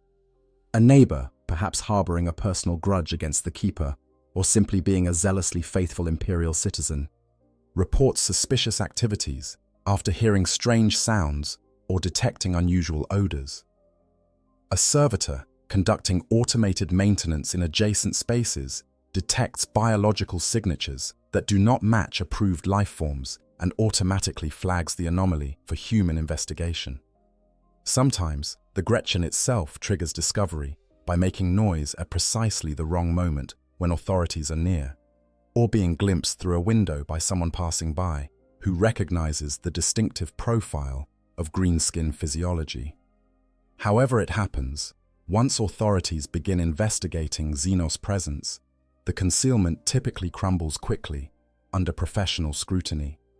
When a Gretchin is discovered, the typical response follows established protocols with mechanical certainty. The Arbeits, or local security forces, conduct thorough investigations to determine the extent of Xenos contamination. Everyone who had contact with the Keeper faces interrogation. Those who knew about the Gretchin and failed to report it face criminal charges. Even those who were genuinely ignorant might face suspicion and enhanced scrutiny. The Keeper themselves faces capital charges. Xenos collusion carries the death penalty across virtually all Imperial worlds, with no possibility of appeal or clemency. The method of execution varies by jurisdiction: burning, shooting, hanging, or more creative punishments designed to serve as public warnings. Some planetary governors add torture before execution, not for information extraction, but for deterrent effect. The message is clear: Xenos contamination will not be tolerated under any circumstances. Family members often share the punishment. Imperial law recognizes collective guilt in cases involving heresy and Xenos, operating under the assumption that corruption spreads through bloodlines and close association. Children, spouses, and parents of the convicted might all face execution, exile, or forced servitude in penal colonies. Entire family lines can be extinguished for one member's transgression. The Gretchin's execution is typically swift but public. The creature is paraded before the local population as an example of the alien threat, then destroyed in whatever manner is deemed most fitting. Burning is traditional, the flames purifying the Xenos taint. Sometimes the Gretchin is left alive long enough to suffer. Its screams serving as reminder of what awaits those who traffic with Xenos. Gretchin betrayal represents another common ending, though it often overlaps with discovery scenarios. The Gretchin that has seemed manageable, even cooperative, suddenly reveals its true nature. The trigger might be opportunity, fear, or simple Gretchin calculation that the time has come to escape. The betrayal manifests in various forms, none pleasant for the Keeper. Some Gretchin simply flee when opportunity presents itself. They might wait months for the perfect moment, when their Keeper is sick, distracted, or absent. They slip away into the night, disappearing into underhives, wilderness, or the holds of departing ships. The fleeing Gretchin leaves behind evidence of its existence, and the Keeper faces discovery even though the creature itself escapes. More dangerous are Gretchin who betray violently. There are documented cases of Gretchin attacking their Keepers during sleep, using improvised weapons or simply their teeth and nails. Most such attacks fail, the Gretchin's small size and strength proving insufficient against even an unprepared human adult. But some succeed, and the Keeper dies never understanding why the creature they fed and sheltered turned on them. The answer, of course, is that the Gretchin was never loyal, merely waiting for a perceived opportunity. The most insidious betrayals involve sabotage. A Gretchin working on mechanical systems can arrange accidents that appear coincidental. The Keeper dies in what seems to be a mechanical failure or accident, and the Gretchin escapes in the confusion. Investigating authorities might never realize a Gretchin was involved, attributing the death to the dangerous conditions common throughout Imperial territories. Occasionally, Gretchin betray their Keepers by attracting Orc attention. Whether this is deliberate or accidental remains debated, but the pattern is documented. Orc forces appear in areas where Gretchin have been kept by humans, suggesting some form of communication or psychic resonance. The orcs attack, often targeting the specific location where the Gretchin was kept, and the keeper dies in the raid along with any other humans unfortunate enough to be present. Natural death of the Gretchin is surprisingly rare, given the creature's fragile nature. Gretchin evolved to survive in the hostile environment of orc society, which has made them remarkably resilient to injury, disease, and hardship. A well-fed Gretchin kept in relative safety might live for years or even decades. However, they do eventually die, and disposing of a Gretchin corpse presents its own challenges.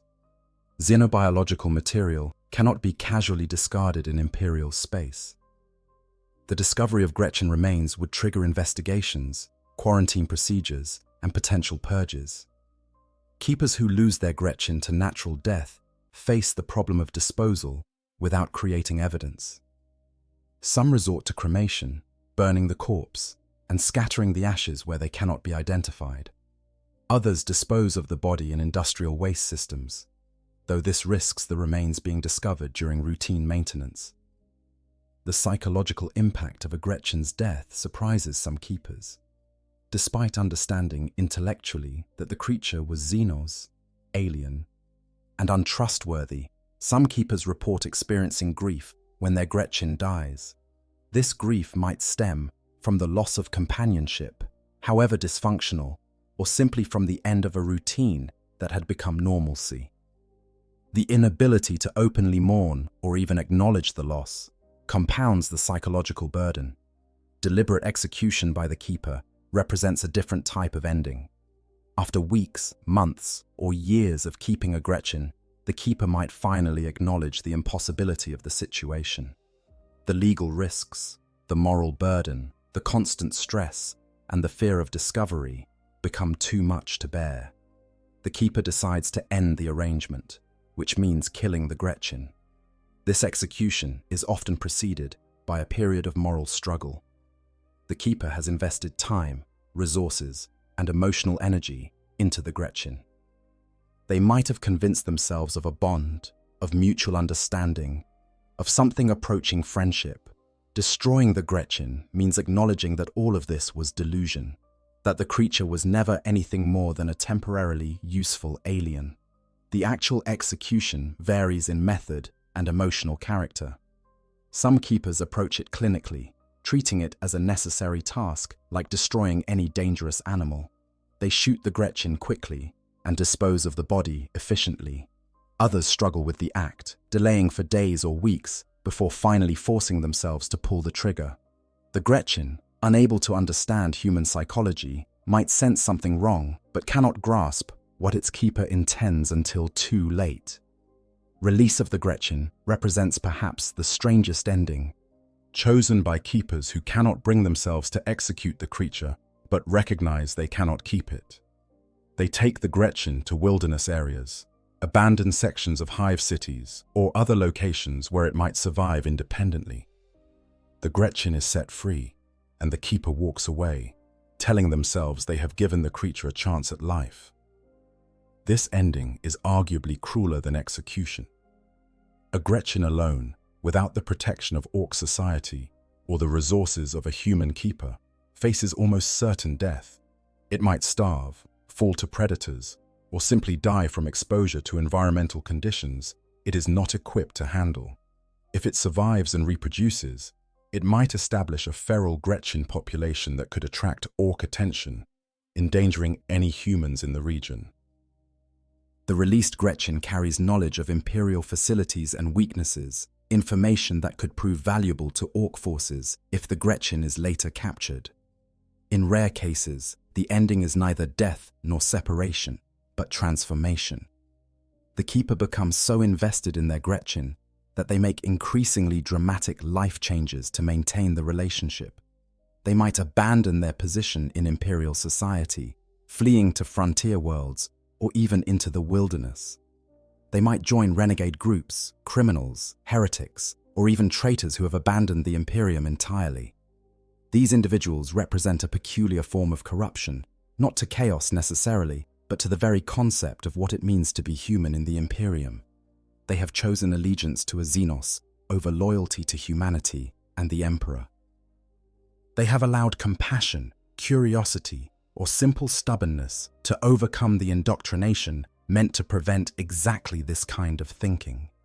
Whether they realize it or not, they have become the enemy, not because they actively oppose the Imperium, but because they have rejected its fundamental principles.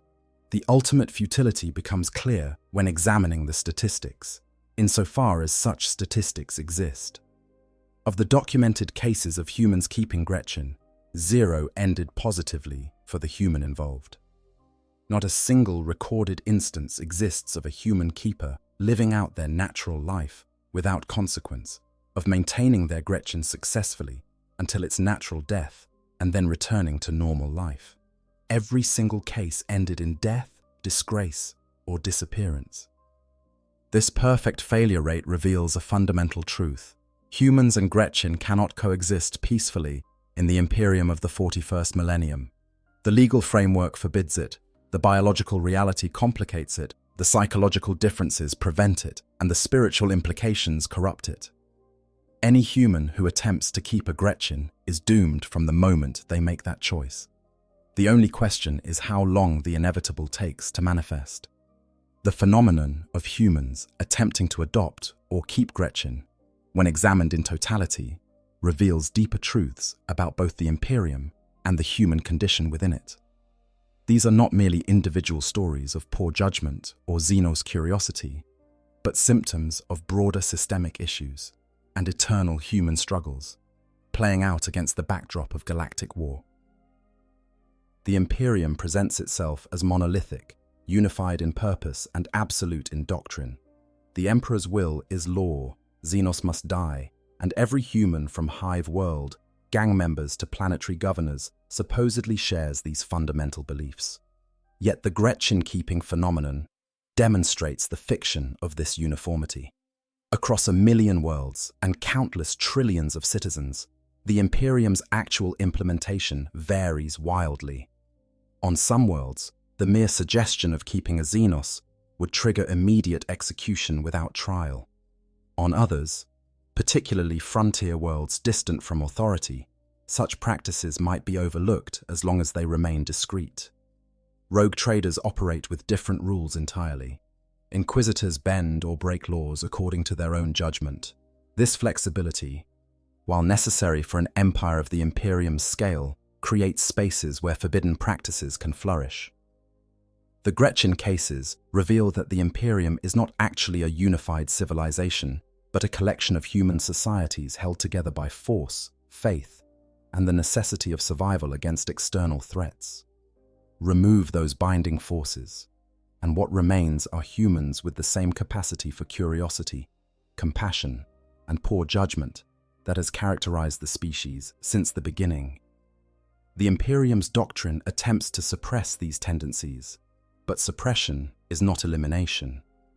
This fragmentation of imperial authority creates a complex landscape of enforcement and compliance. In core imperial worlds close to Terra or major sector capitals, the machinery of imperial law functions with brutal efficiency. Every citizen is watched, every deviation reported, every violation punished swiftly and publicly. The density of authority figures, arbites, ecclesiarchy priests, commissars, local enforcers, makes sustained concealment of Xenos nearly impossible. Even if someone successfully hid a Gretchin for a time, the probability of discovery approaches certainty over any extended period. But as one moves outward from these centers of power, the Imperium's grip weakens proportionally. On frontier worlds, imperial authority might consist of a single administratum official and a small garrison of PDF troops who have never seen an arbites judge. The closest inquisitorial presence might be sectors away. In such environments, local custom and practical necessity often override distant imperial decrees. If a frontier settlement finds a Gretchin useful for certain tasks and manages to control it effectively, who is there to object? The planetary governor, if there even is one, has larger concerns than enforcing Xenos purity in remote settlements. This creates a strange paradox where the same act, keeping a Gretchin, might result in immediate execution on one world and be quietly tolerated on another, not because the laws are different, but because enforcement capability varies so dramatically.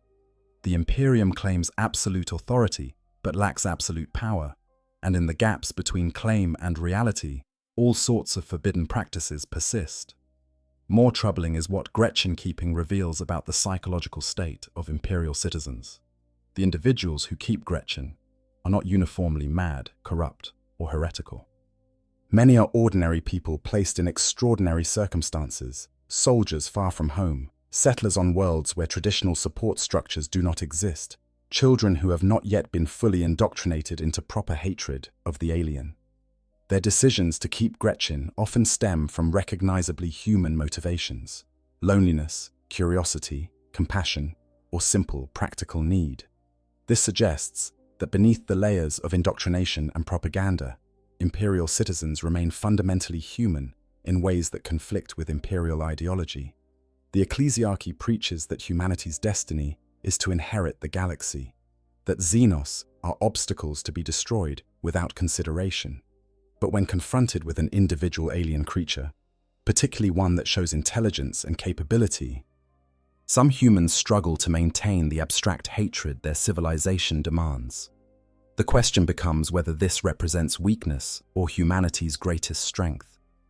The Imperium would classify it as weakness, a failure of faith and discipline that must be purged.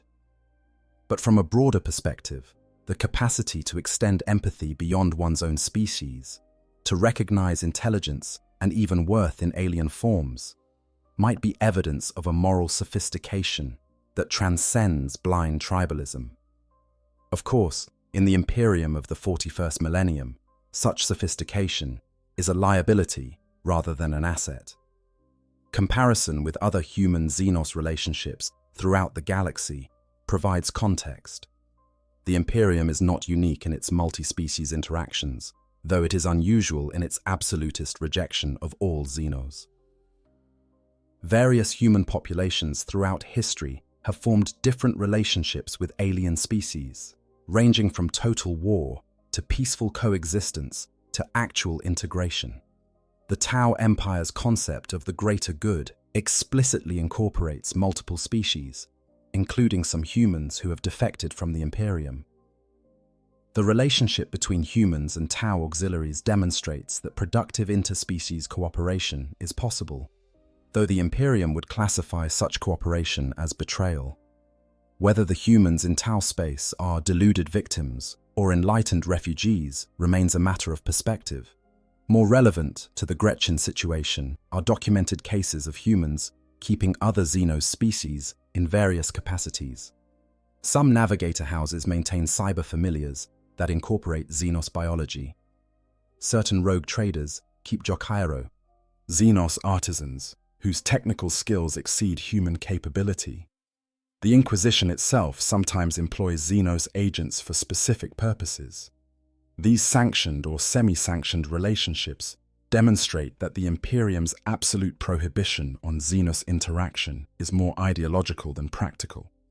The difference between these sanctioned cases and Gretchin keeping lies primarily in official authorization and utility.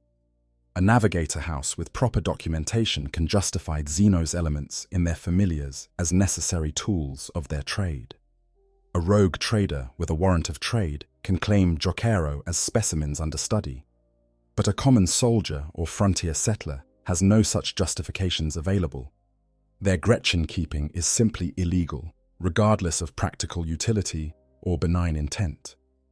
The futility of the entire enterprise carries its own tragic weight. Even in cases where the human-Gretchin relationship seems to function well, where the Gretchin proves useful and relatively trustworthy, the ending is predetermined by the system in which they exist. The Imperium cannot tolerate such relationships, because doing so would undermine the ideological foundation that justifies its constant warfare against xenos threats. If citizens begin to see that individual aliens can be useful, even cooperative, they might question why the Imperium dedicates such enormous resources to xenocide. They might wonder if peaceful coexistence might be possible with some xenos species. They might start thinking thoughts that lead to doubt about imperial policy, and doubt leads to weakness, and weakness leads to chaos. The logic is circular but effective in maintaining imperial cohesion. From the Gretchin's perspective, the situation is equally tragic. These creatures, already oppressed and brutalized in orc society, might see human captivity as an improvement. Regular food, shelter, and work without constant beatings could represent a better existence than anything they experienced under orc masters.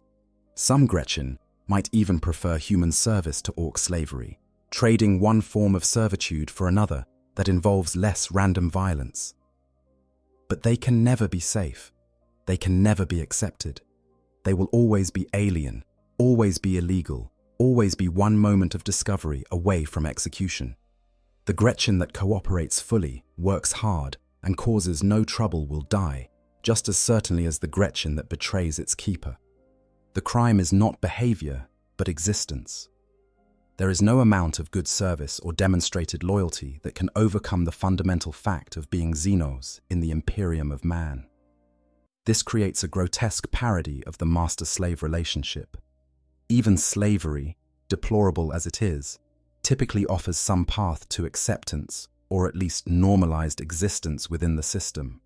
A slave who serves well might earn freedom or at least security within their enslaved position. The Gretchin can earn nothing. Service brings only delayed execution rather than immediate execution. The relationship cannot evolve, cannot improve, cannot become anything other than what it is, a temporary arrangement awaiting its inevitable violent conclusion. The broader philosophical implications touch on questions of identity and humanity.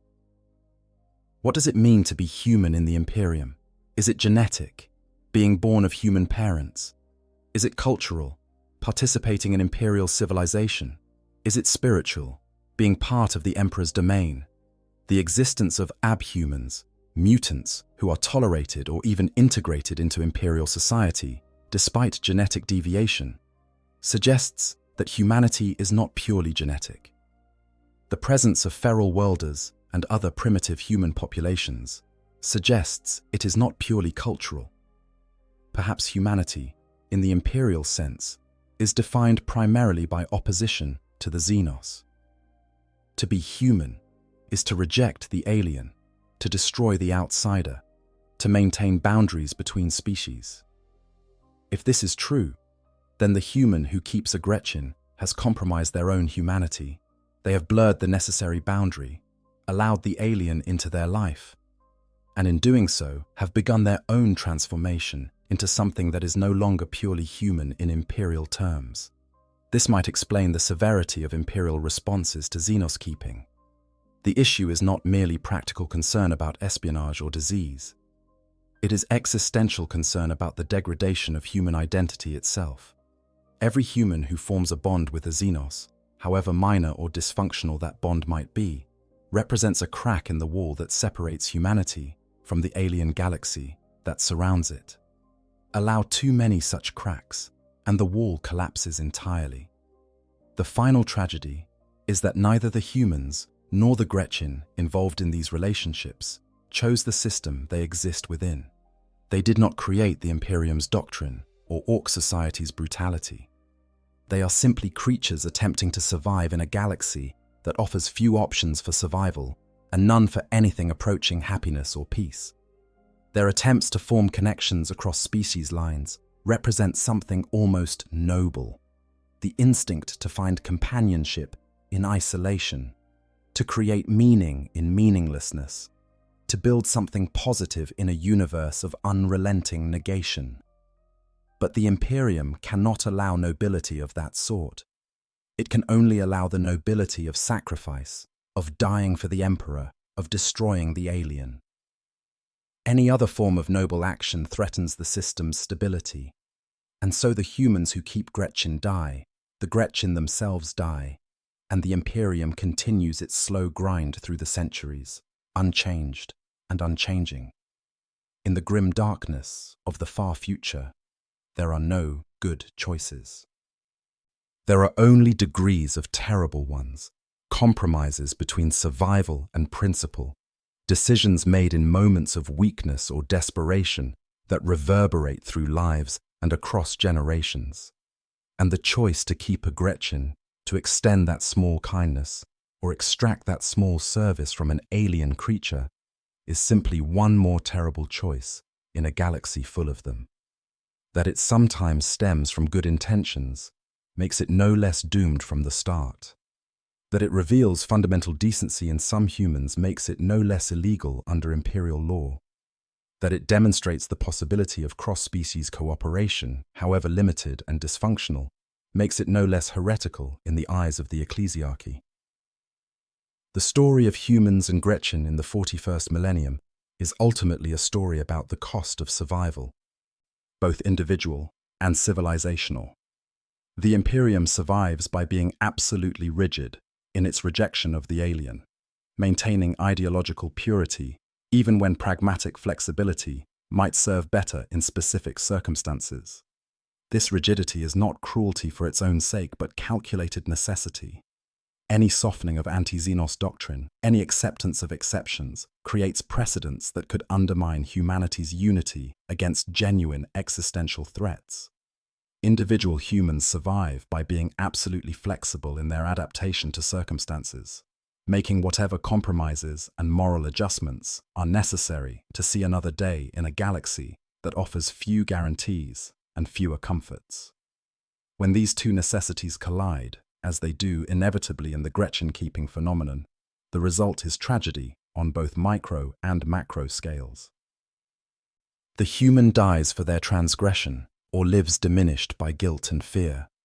The Gretchin dies regardless of its behavior or utility, and the Imperium continues grinding forward through the centuries, having learned nothing and changed nothing from these small disasters, because change itself might be the one thing more dangerous than any alien threat. The documentation of these cases, scattered and censored as it is, serves multiple purposes for those with access to such records. For imperial authorities, they are warnings and precedents, examples to be studied so similar situations can be prevented or at least detected earlier. For historians and scholars, they represent data points in understanding human behavior under extreme conditions. For the morbidly curious, they are simply dark stories from a dark galaxy. But perhaps their truest value lies in what they reveal about the gap between the Imperium's ideals and its reality, between what humans are taught to be and what they actually are when tested by circumstance. If you found this exploration of one of Warhammer 40k's stranger and darker corners interesting, please consider liking this video and subscribing to the channel. We explore the depths of the 41st millennium, finding the stories that reveal truths about humanity, Xenos, and the galaxy we all share.